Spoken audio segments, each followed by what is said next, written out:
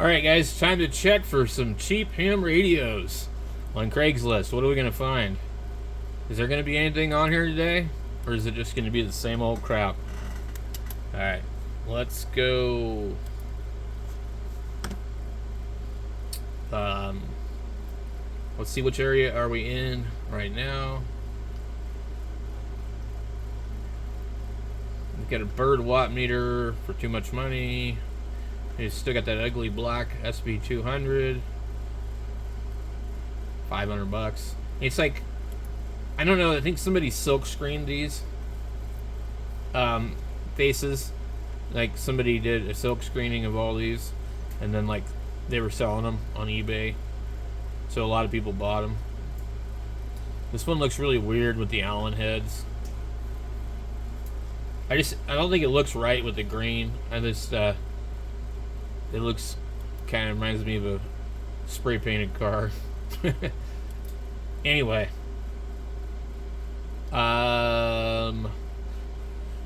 we got a Kenwood 830 for $300. We got an 820 for $500. We got some overpriced ALS 600s. We got some crappy Motorola's. We've got some broken Johnsons. We've got some CB radio watt meters and some $600 Kenwoods that might have something wrong with them because nobody seems to be buying them. And we got this thing that says 375 with a picture of some kind of meter amplifier that looks like a Henry amp on crack. It's a LK 2000. I have never heard of this company. But I'm guessing it's the same company that makes the LK500. I don't know, maybe not. It says LK2000, and the name of the company is Halfstrom Technical Products out of San Diego, California.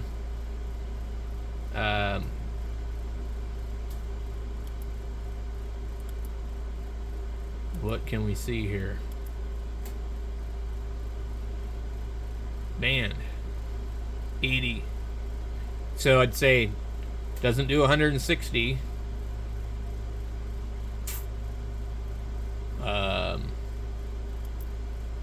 It looks a lot like a Henry. Let's see, I'm trying to get an idea what tubes are in here. Can't really see. 2 kilowatt linear amplifier, pristine working conditions, 3-1000 output tube, can demonstrate operation. If that is the case, $375 is a steal of a deal for a legal limit amplifier. $500 would be a steal. $600 would be a steal. $700, $800. So that would usually, any of those amplifiers in that kind of class, if they work like they're supposed to be working, that would be $900 to $1,200. There is a Collins, blah blah blah. Don't know. Big boat anchors. Let's see, is this a icom 718 for $650? Too much money. Yeah. FT450 for $595. A lot of these people think that they're in the retail business or something. They just have like these really weird, like, yeah, it's $279.95 and tax.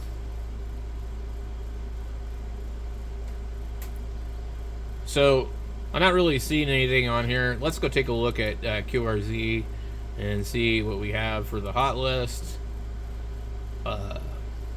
We have a picture that looks funny. A 710 for $900. I'm sorry, I'm not going to pay $900 for a radio that cost $900 and some change new. Not happening.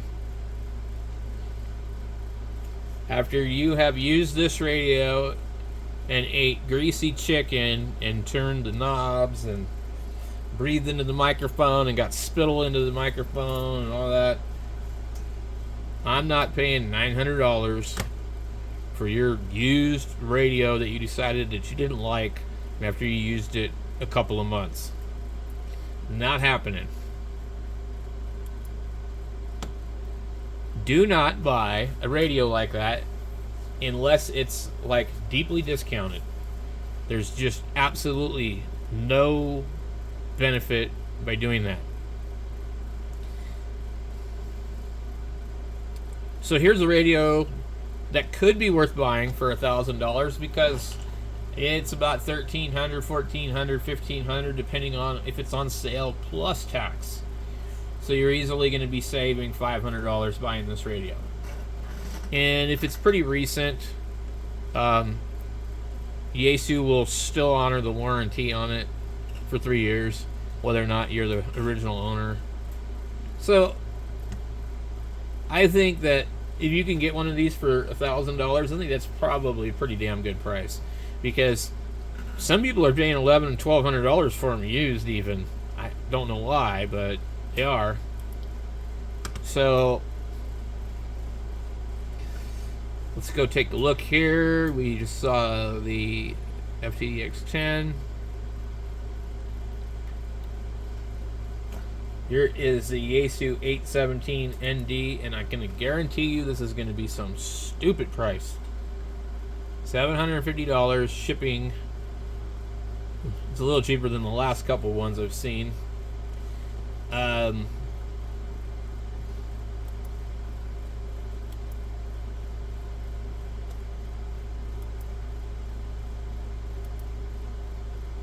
that's kind of nice. Now, I had one of these radios, and you have to scream into this thing to make a contact on single sideband. It does not do 6 watts or 5 watts easily. And on AM, it does about 2 watts. And I mean, and on 2 meters and 440 on FM, it's terrible too. I found that it did not work real well on the BNC connector with a. When you buy them new, they come with an antenna that breaks down into 2 pieces, and it's kind of like this. And you unscrew this little piece, and it goes from a 2-meter antenna to a 6-meter antenna. I think that the 2-meter one is dual band or something. At the time, I was in the parking lot in Phoenix, and I was standing there holding it out so my body wasn't near the antenna, and I was using it like that with a microphone. And I was on Simplex, and I found that the person could hear me better on the Yaesu FT4X handheld, the little cheap one, $89 one, than they could on this radio. And I actually had the 818. I didn't have the 817. So I really don't recommend this radio, except for those that are like experienced with it, because you're probably going to be disappointed with it for even QRP. A 590 SG with options of Mars mod. So what this means is this radio has been used on 11 meters, and I'm pretending that I talk to aliens from Mars. So usually, if they have to tell you it's been Mars modded, it's like their subaudible tone they're broadcasting out to their good buddies to say, hey bro, here's a radio that you can use on channel 38. So don't ever buy these radios from these people unless that's what you want to do with it, because you can guarantee they didn't Mars mod it to use it on any military frequencies, unless the guy is like some military dude in most cases. Now, it's also called Mars/CAP, and the CAP stands for Civil Air Patrol. Mars is military amateur radio service, or whatever it stands for. Hey, look, it's already sold. Interesting. I don't know why people like these radios. It doesn't have the right color for an SG either. It's supposed to be red, or I mean not red, green. Anyway, I don't trust people that have Mars modded any radio, period, whatsoever. Here's an SDR play. Let's see, what do they want for it? These were $119, $129 new. I cannot imagine myself paying $95 for a used one. I would just go ahead and order the new one and be done with it and call it good. How much is this one? I do not see the price, and it says it's sold, so who cares? FTDX10,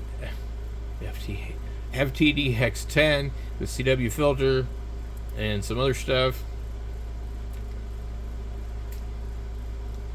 $1,425, another $80 off for all items together, plus $50 towards shipping. Weird. Comes with all this stuff. I don't think so. You know, guys, I have not seen a good deal on a radio in a while. Really have not. Oh, this is an embroidered cover. So here is a Pro 3 with the power supply. And as you know, this is one of my favorite radios. Look at that. We got the power supply.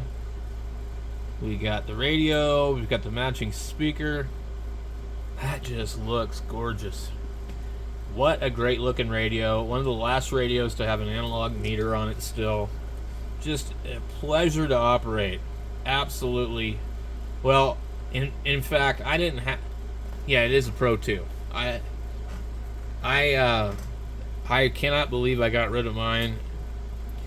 I traded my 761 and my 756 Pro 2 for this 10-tech amplifier that I got here. And, you know, the 10-tech is cool. It has 160 meters on it, you know, and whatnot, but... Is this guy seriously only asking $650 for this? This is my good to a very good condition 756 Pro 2 station. I've enjoyed these items in my shack for several years with no issues. I have switched to an FTDX 3000, which I have over here. So this radio needs to have a new shack and hamster to entertain. I have made several upgrades to this radio, including the UT102 voice module, the LED backlight for the display. It dims and brightens with the menu control, just like the original, except now it comes on clear and bright no matter how cold your shack gets in the winter. Lastly, I installed an IF output port, 64 megahertz at the first IF, available at the transverter RCA jack on the lower left as you look at the back of the radio. I added a Clifton Laboratories Z10000 IF sampler buffer amplifier. This isolates the IF circuit from anything you plug into the back port. I did modify the PCB board with the RCA jack is mounted to accommodate IF cable. It can be very easily changed back to original if desired. The Clifton Labs board is double taped to a shielded cover directly over the first IF tie point. This too can very easily be removed and put back to original. No circuit modifications were performed. No animals were injured during this installation. Very little wear on the radio. There is a small ding in the rear corner. I am including a DC power cord and HM14 hand mic with DTMF. It is wired for this radio. I used it for quite a while before I added the SM20 to the table. Looking for $650. Man, this is a deal. Lastly, the power supply ps125 is also very good to excellent condition. I added a short pigtail with a power pole connector. It is wired to the plug, so nothing has been modified on the power supply. Looking for 125 sold separately. Oh man, I thought it was included. I will sell these three pieces as a complete station. Oh no, looking for 125 if sold separately. None of the other items in any of the pictures are for sale. This equipment is being sold as is.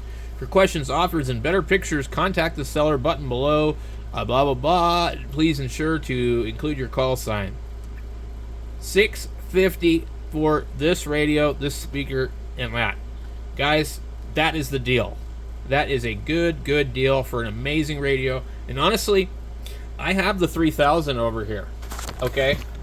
I have the 756 Pro here, and I have the 3000. And I cannot for the life of me figure out why you'd want to go from that to that. Because this is not an amazing radio in the sense that it's any better than this one.